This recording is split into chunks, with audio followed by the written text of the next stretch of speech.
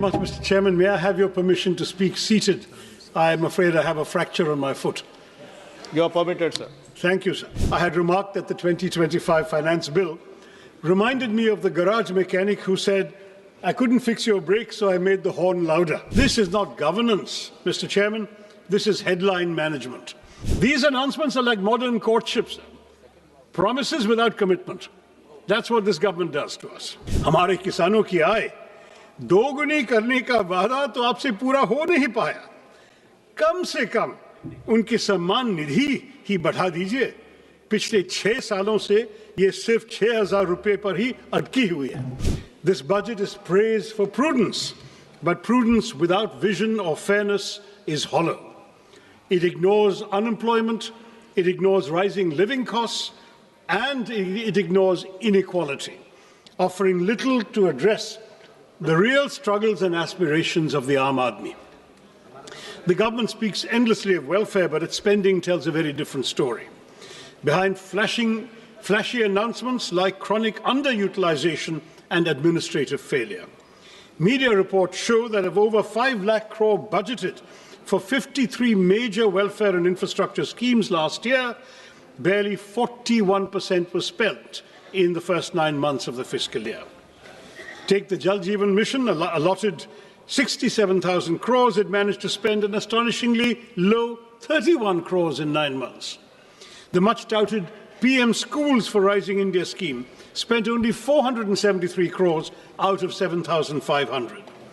Most shocking of all, the Pradhan Mantri Anusuchit Jati Abhyudaya Yojana, meant for the socio-economic upliftment of scheduled castes, utilized out of 2,140 crores, merely 40 crores.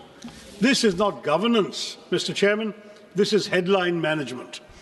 Where promises are loud, like that horn, budgets are grand, but delivery is conspicuously absent.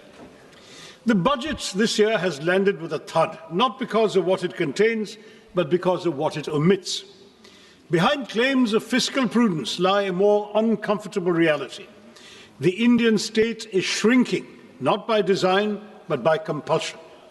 Government expenditure as a share of GDP has declined over the past decade, briefly rising during the pandemic before reverting close to the 2016 levels, driven by stagnant revenue mobilization.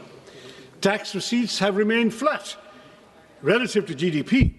Disinvestment has underperformed, and non-tax revenues increasingly rely on extraordinary transfers such as Reserve Bank of India dividends, an unsustainable substitute for a stable revenue base.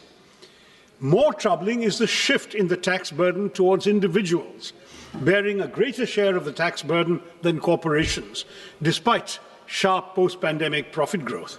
To elaborate further, in fiscal year 2017, corporate taxes were 3.2% of GDP, personal income tax was 2.3% of GDP.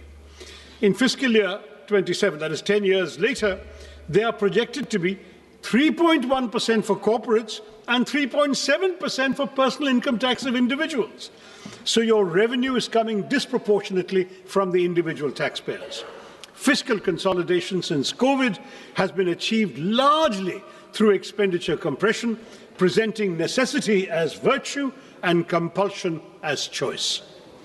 Within these constraints, the government has relied on low-cost measures such as tax simplification and targeted incentives, but the budget offers no credible medium-term framework linking spending to employment and productivity.